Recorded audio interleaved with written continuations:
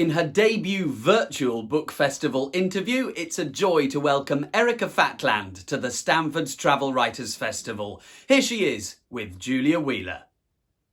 Hello, and let me add my very warm welcome to the Stanfords Travel Writers Festival. Thank you so much for being here, for joining us, for joining in. And thank you, Erika Fatland, for being here, joining us all the way from Oslo. We very much appreciate it to talk about your marvellous book, The Border. Well, I'm very happy to be here from Oslo. I love the premise of this book, which is, in your words, really, a book about Russia and about Russian history, but without ever stepping foot inside Russia, by doing it by looking at its neighbours and the relationship. I think that's absolutely fantastic. Congratulations on it. Now, it came to you very romantically in a dream, didn't it? The idea. It did. At the time, I was busy writing Sovietistan, my book before this. And since I don't really have a job, I was also thinking about what my next project would be. And I had some ideas, but none of them were very good. And then one night I had this dream that I was walking on a very large map, and I was walking from country to country. But north of the red line, there was always the same country, Russia. So when I woke up, I basically had the title, The Border, the idea of traveling around Russia. So my only worry was that I found this idea very good to be true, but also quite obvious. So I thought this book must already exist. Someone else must surely have written this book. So the first thing I did, still in bed, was to check Amazon for how many books like this already exist. And then to my surprise, there was no book like this. So then I felt an urge. I mean, I felt I had to hurry before someone else did it. But then, as I was doing the research, traveling around Russia, I sort of understood why this book didn't exist. Why was that? Because it's a very, very long trip, and it's not always a pleasant one. I traveled for, if I've calculated correctly, 60,000 kilometers. And the, what's the word? The Earth is 40,000 kilometers long if you travel around it. So it was a long trip through 14 countries. And those countries are just so varied, socially, culturally, politically, aren't they? I wonder, what does that tell us something about Russia in itself, the fact that it is surrounded by such a variety of systems? Well, it is the largest country in the world, so naturally it has the longest border in the world. And for me, it's a fascinating thought that between Norway and North Korea, there is only one country. So I would say that Norway and North Korea, we don't have much in common, but we do have the common neighbor, Russia. Yeah, we'll come to both of those countries and the differences between them. You are by training a social anthropologist, and so I wonder how much of that, it's the perfect book, isn't it, to write as a social anthropologist, because you are comparing and you're pulling out strands and looking at the different things. I wonder how useful has that prism and that training been for you in writing this? That is a question I get quite often, and I still don't have a very good answer. I'm sorry, because, well, I wanted to be a writer since I was 8 or 9, but then as 18-year-old, I understood that I would probably need an education before being able to live being a writer.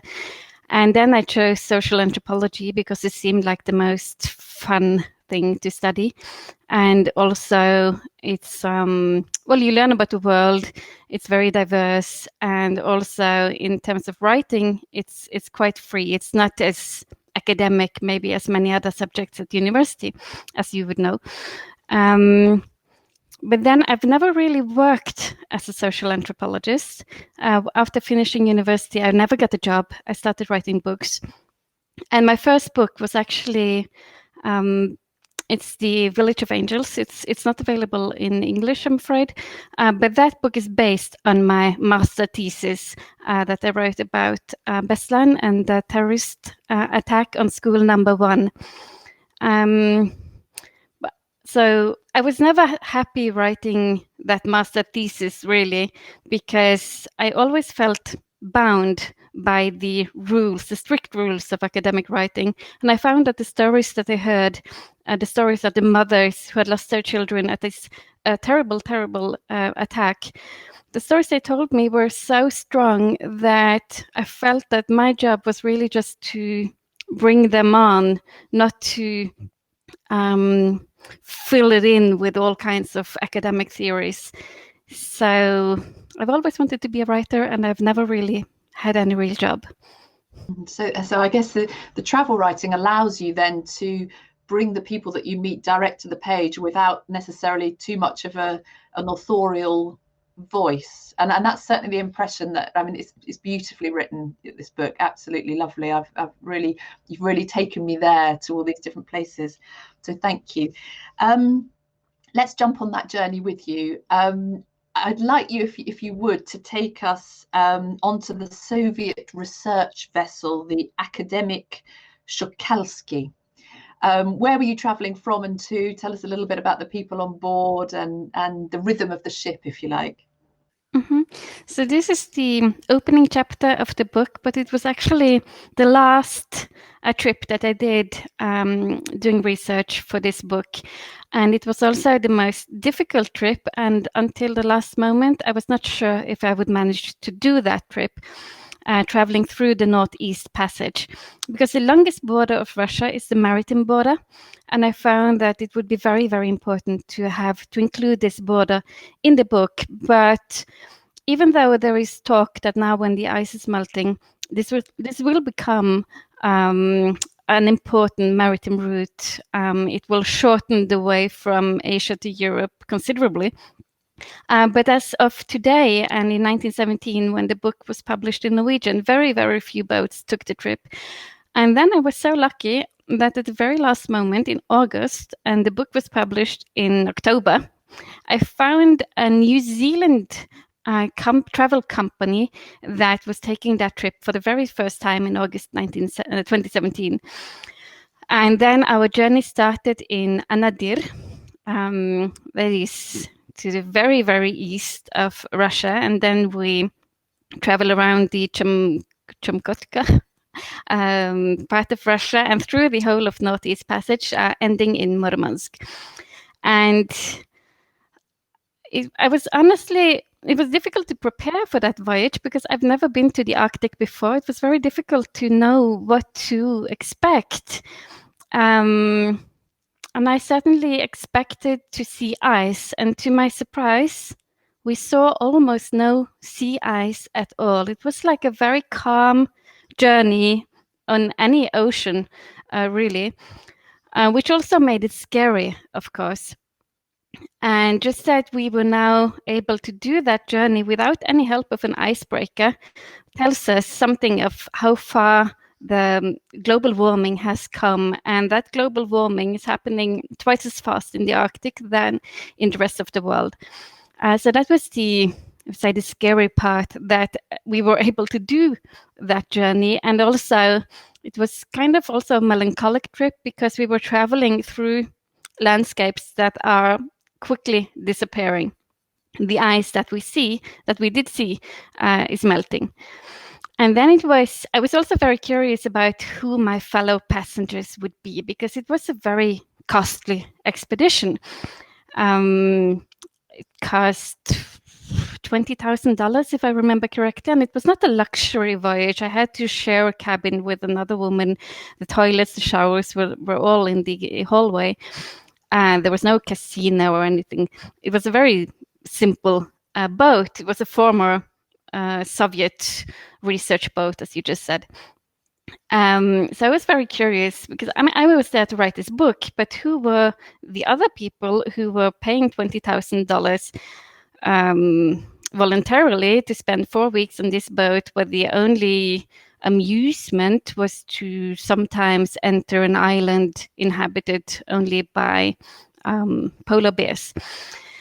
And I first met them in Anadir when we were entering the boat.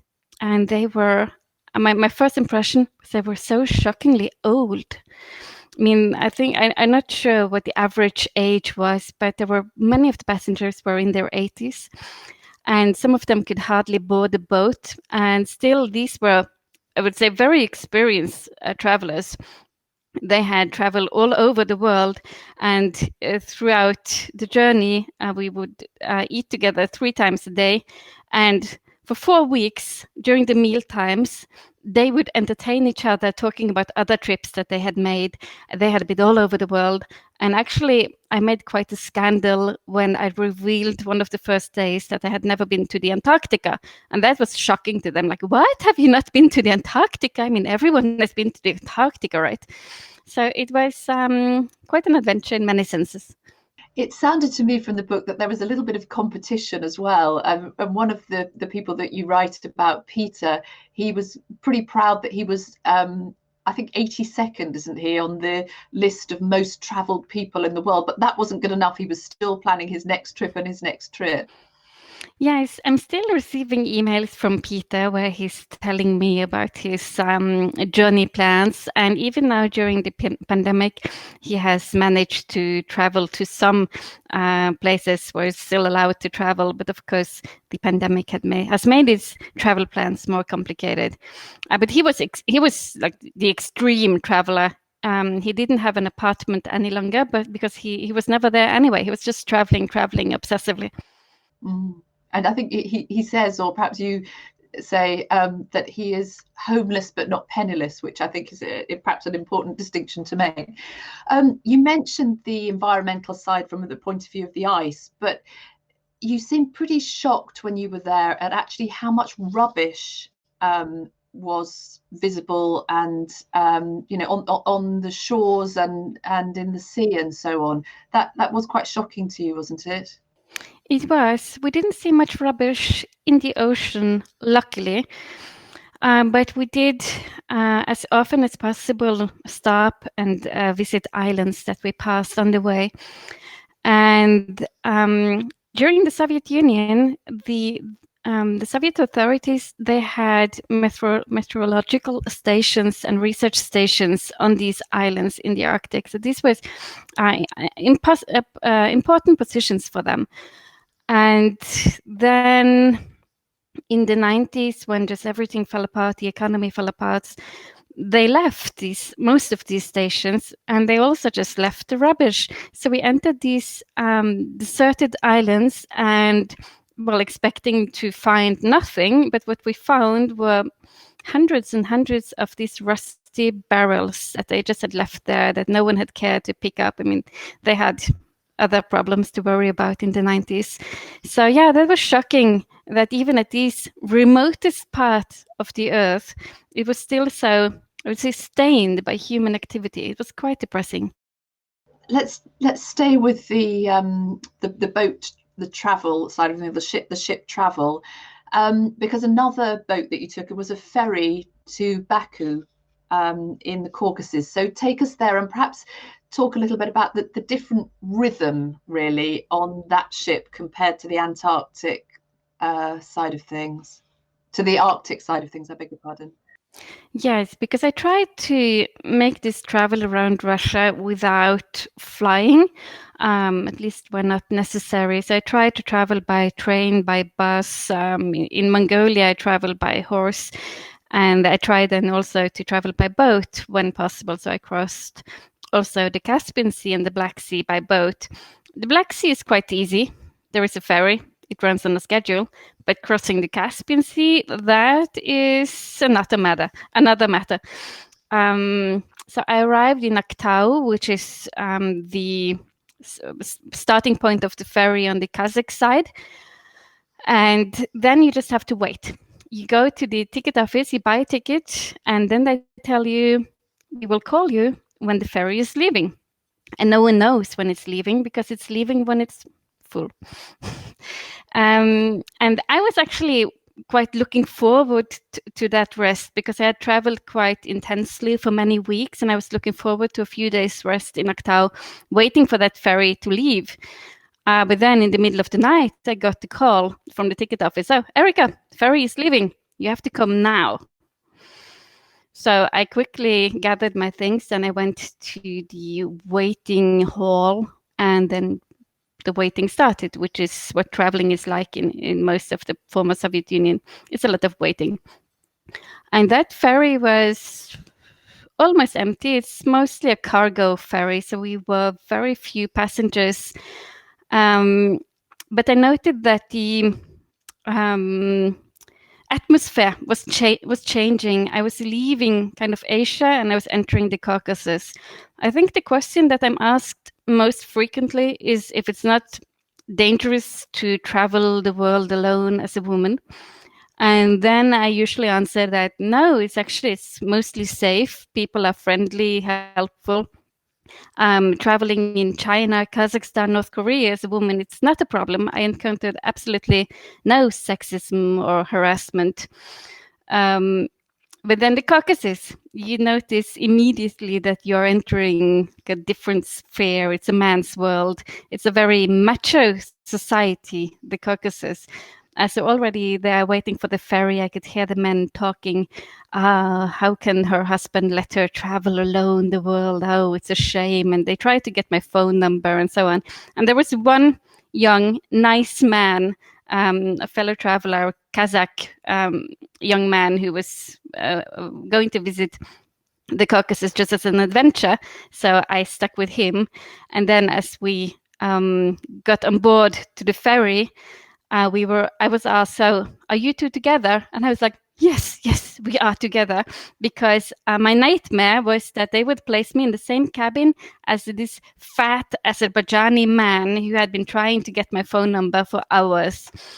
And that man, he would, during that journey that lasted a few days, he would constantly make excuses to enter this cabin, like, here is some leftover juice. Do you want some? He would constantly knock on the door, probably worried what was going on in that cabin, which was, of course, absolutely nothing. Yeah, the joys and the perils, I guess. Let's talk about Azerbaijan as an example of one of the countries bordering Russia, which used to be part of the USSR. And I wonder whether on your travels you found a distinction between the countries that were part of that social system and those that have been either independent from Russia or, like Norway, not been invaded for a heck of a long time.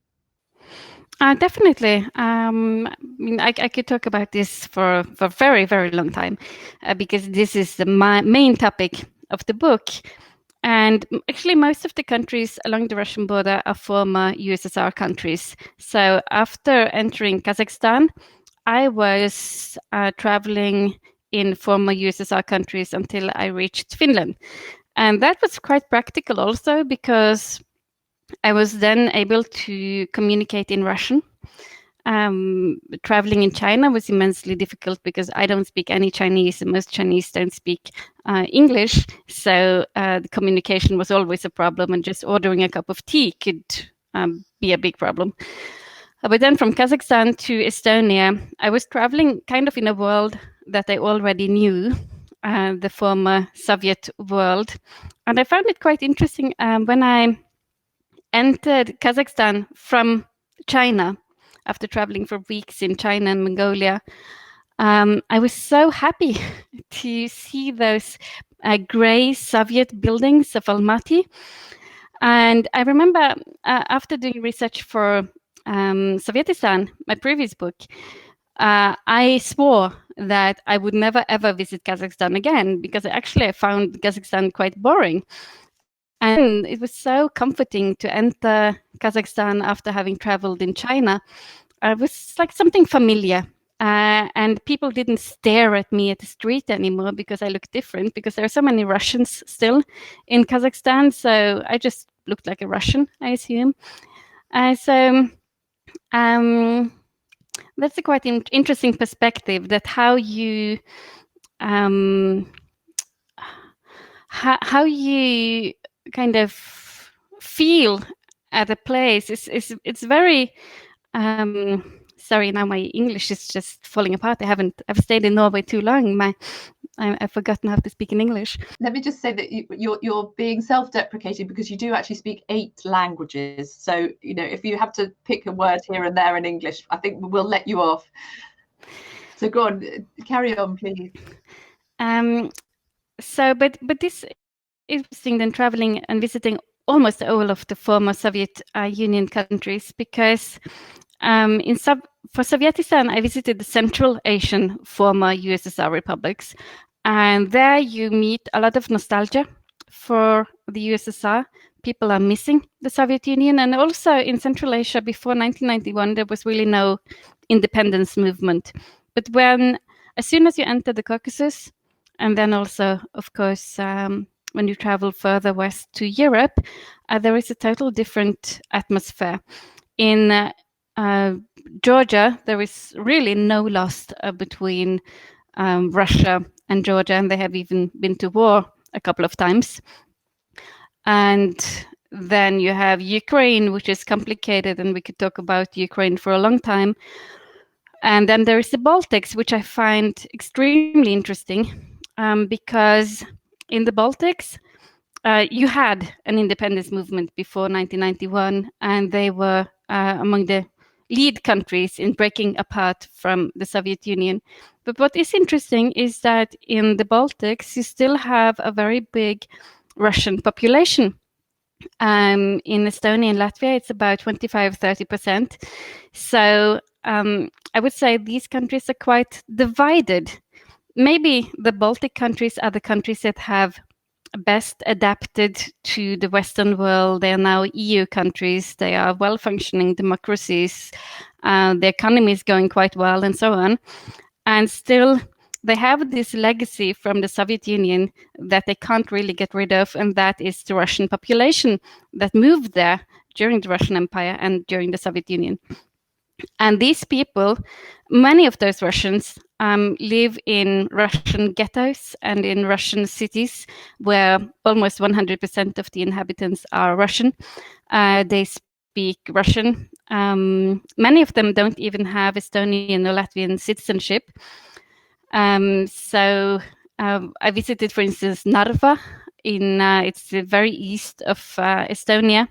And it's almost 100% Russian population, but all the signs are in Estonian. They have EU flags all over and so on. So it's like being in this Russian bubble inside of the EU. Is there among those people that sort of classic anthropological thing of the idea of return, or the myth of return, or are they there to stay in their minds? Oh, that is a good question. I think most of those Russians, they do realize that they are better off in the European Union than they would be in Russia. The Estonia and Latvia are richer countries than Russia. But many of them are like mentally still living in Russia. They watch Russian TV, they follow Russian news, so they are not really taking part of the society around them. And for many Russians, it has been a big change. They went from being the top one people, you could say. They went from being the ruling class in a huge empire, and now they are minorities in small independent countries, and not all of those Russians have adapted to that. And I also met it's most interesting to travel, I find, in the real border zones. And also in Kazakhstan, for instance, they also have still about 20% Russians living there, and many of those Russians live then close to the Russian border. And I met some Russians there who were fantasizing about becoming part of Russia again. And this is, of course, what is partly happening in Ukraine.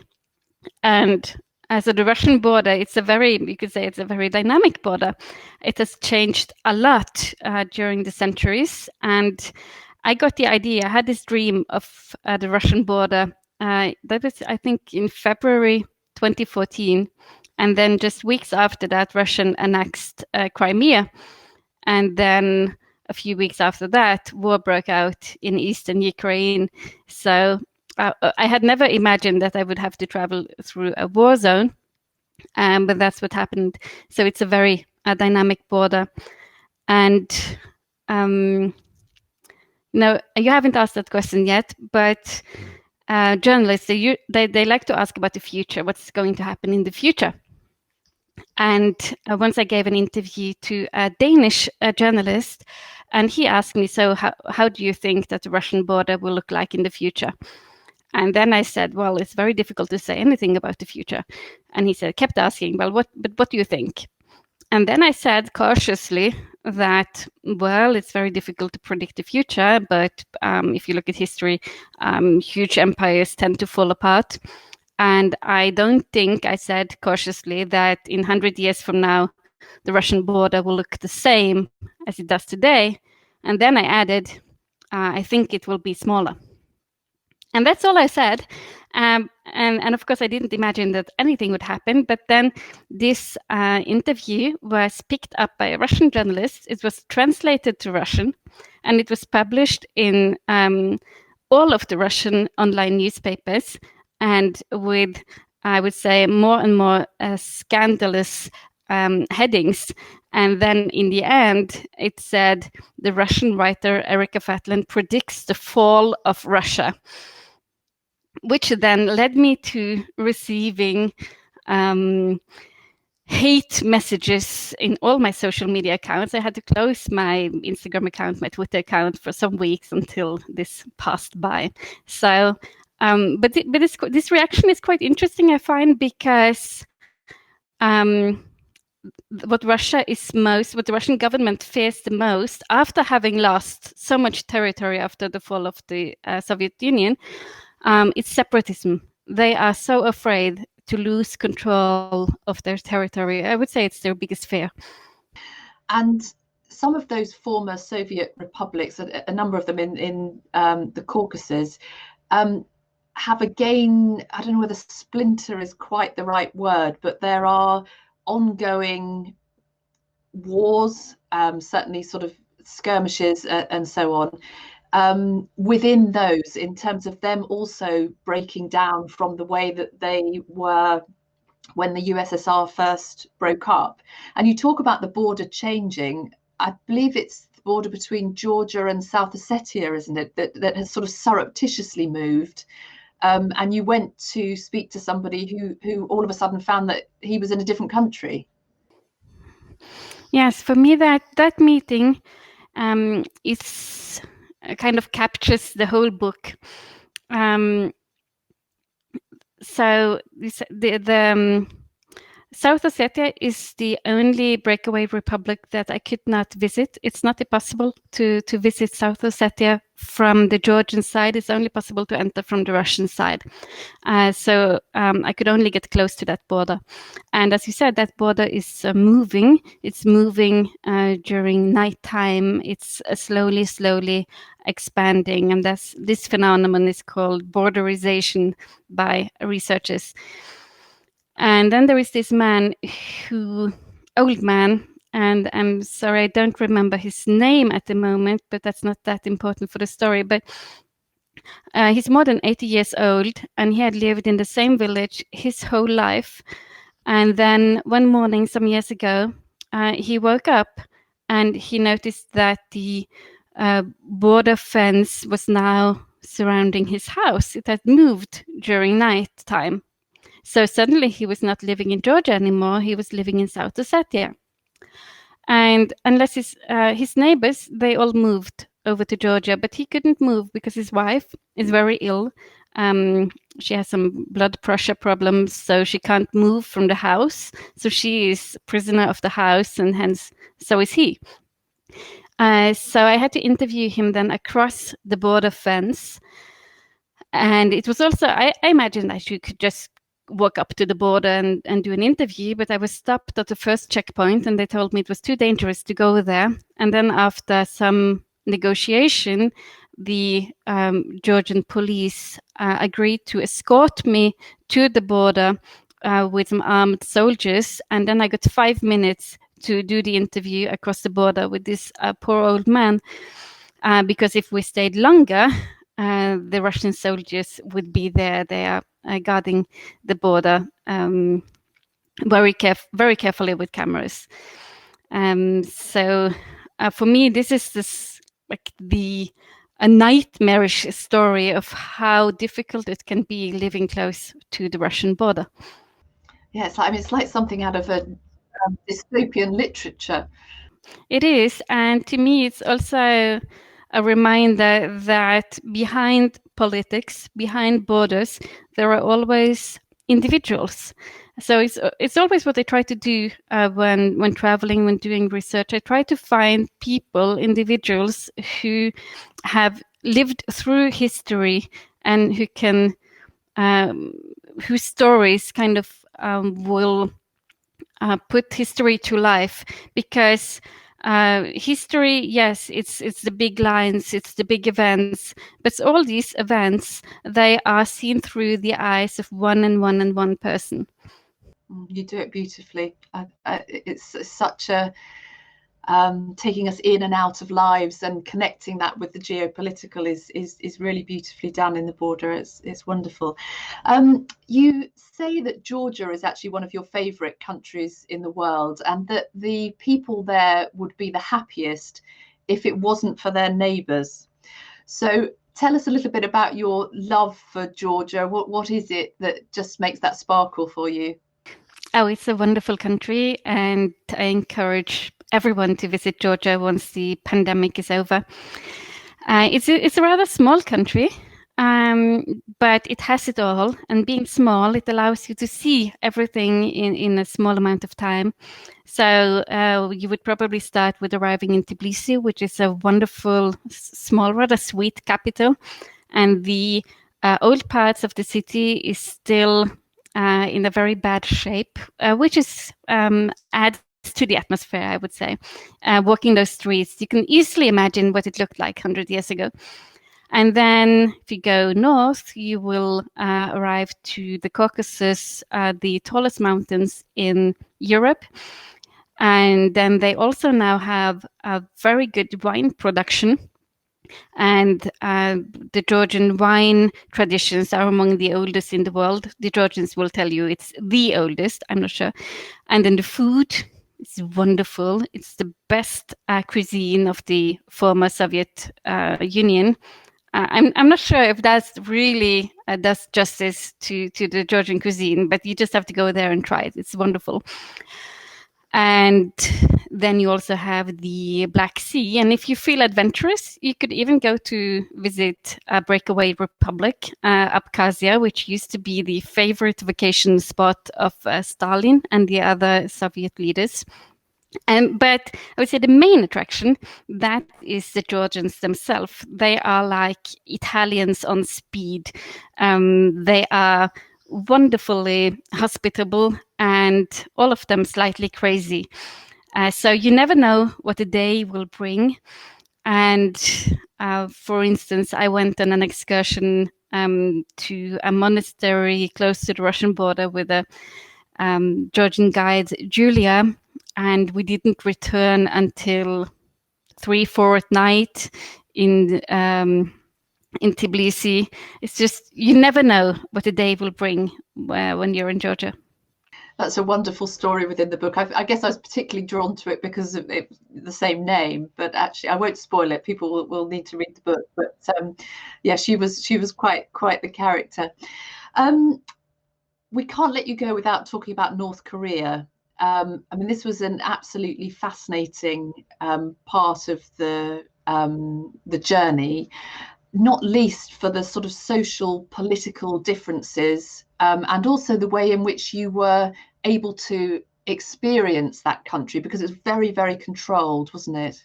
It's extremely controlled. I would say that North Korea is the it's the opposite of Georgia. First of all, it's quite difficult to enter.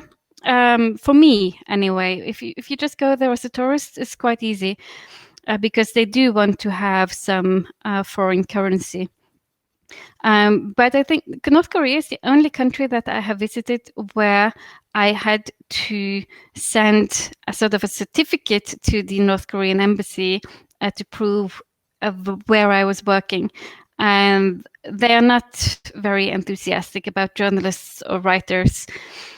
So I had to become creative just to be able to enter North Korea. And then my family on the father's side, I run a slaughterhouse.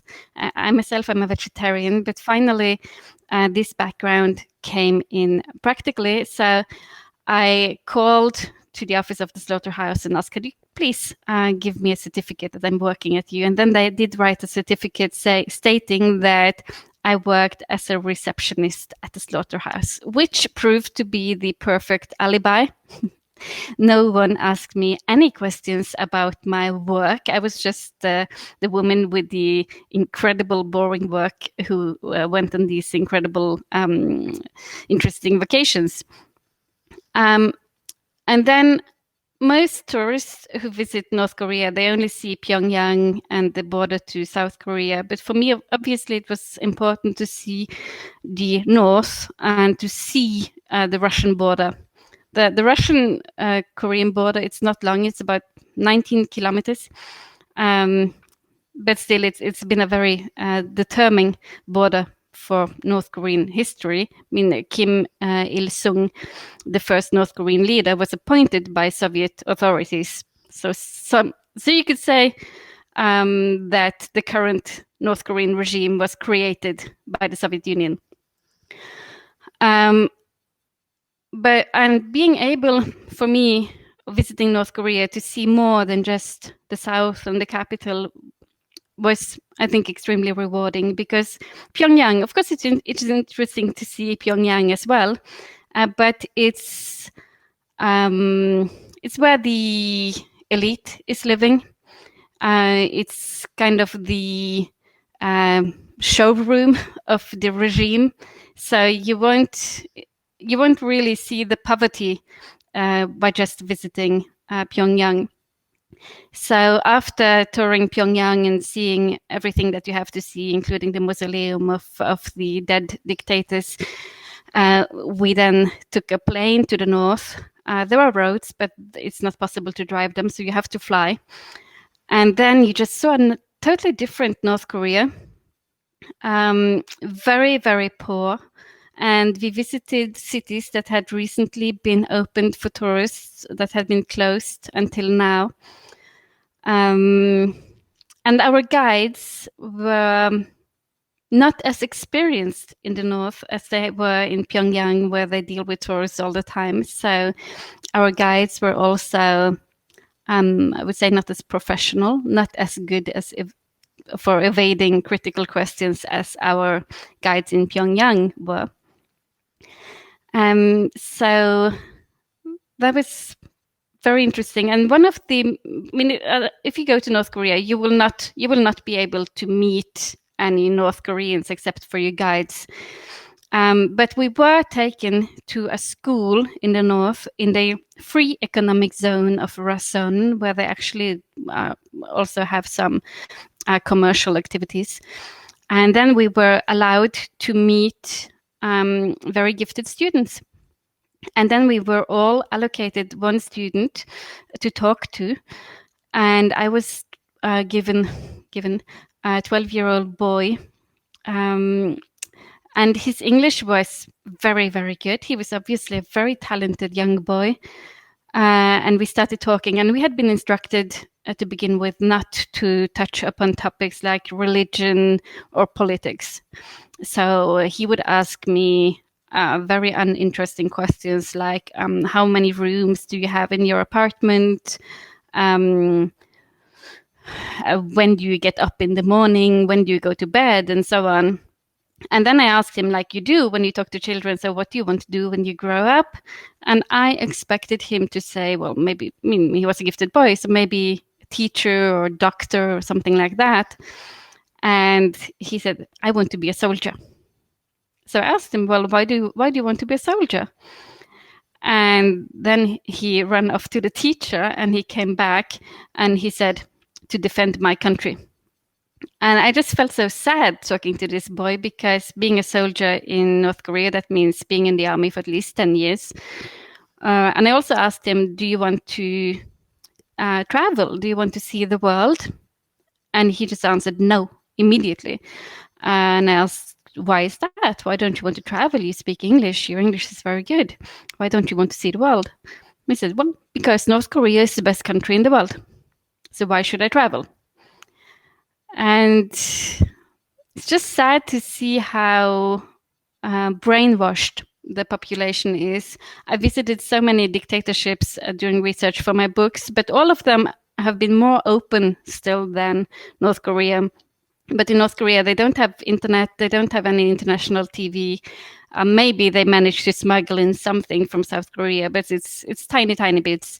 So basically, they have lived in this bubble for 70 years, and they don't know anything about the world around them. And what they learn, I mean, we were able to look at the school books and the curriculum, and they just learn, bullshit about the leaders. And most of the things they learn are lies. So that's 20 million people living in maybe the world's biggest country, biggest prison. And the influence there really is much more China now, isn't it? How much Russian influence is there still there? And do you think Russia might have any future influence in changing things, or indeed any sort of sense of wanting to do that? Well, they are building a railroad to Vladivostok from North Korea, and they are building a harbor, the Russians, in North Korea. But all of this has now been stopped because of the international sanctions that the Russians also are following. So there has been some investment. There were a lot more investment during the Soviet Union, and in most of the power stations and so on were built by the Russians.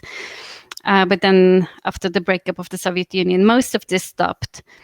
So today, yes, definitely China is the most important country, the most important neighbor of North Korea. And if China had wanted the current regime to fall, they could have easily done so in very short time, but they don't want it to fall. They are now stopping refugees who try to cross the border illegally to China. They could have let them run over like they did in the 90s. So it's all up to China, really. It's the call of China. Mm. You've been on this 60,000 kilometer journey, and thank you for taking us along some of the way with you, just in this interview as well, of course, as in the book.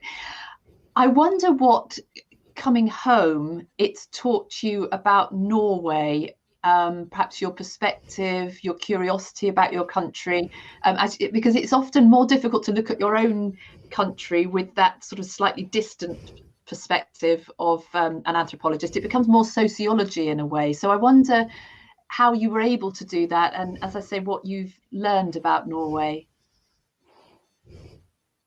Mm-hmm.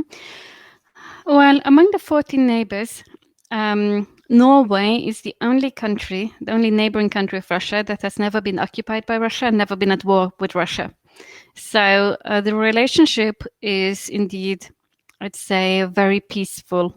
Probably Norway is the country with the most peaceful relationship to Russia, and the Norwegian-Russian border is a very peaceful one. And I decided, since Norway is a very, very long country, and here in Oslo, the Russian border is very, very far away. So I decided to follow that border, literally.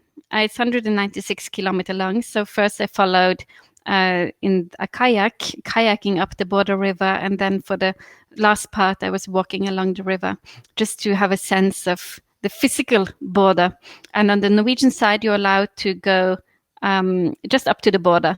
You can't cross it, obviously, but you're allowed to almost touch it.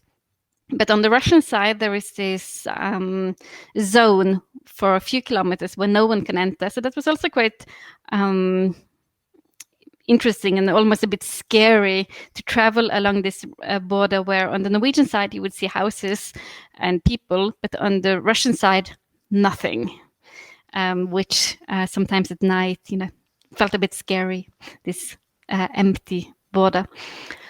You could say it is difficult maybe to look at your own country with the same objective eyes as you would look at other countries.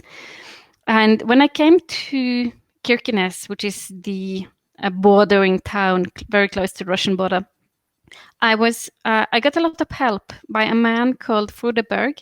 He had worked as a border patroller for many, many years, and he was now retired, but the border was still his whole life. And he was very enthusiastic about my project and very helpful, and helped me find people to talk to and so on. And then after the book was published, Frudeberg, he invited me to come to Kirkenes to do a book presentation. And that was December 2017. And I went to Kirkenes in December, but Frudeberg, he was not there. He was then in prison in Moscow, arrested for espionage. And to begin with, and this maybe tells you about how difficult it is to be objective when it comes to your own country. To begin with, everyone, and even me, we were like, this must be some kind of mistake. The Russians just want to prove how strong they are. This is a trap. That's what everyone was thinking, until gradually, and also Frudeberg himself said so when he was briefly allowed to talk to journalists during the trial, that indeed, no, this was not a trap, or if it was a trap, it was a trap set up by Norwegian Secret Service. That indeed he had been doing courier services for the Norwegian Secret Service, and then linking him to espionage for the Russians. So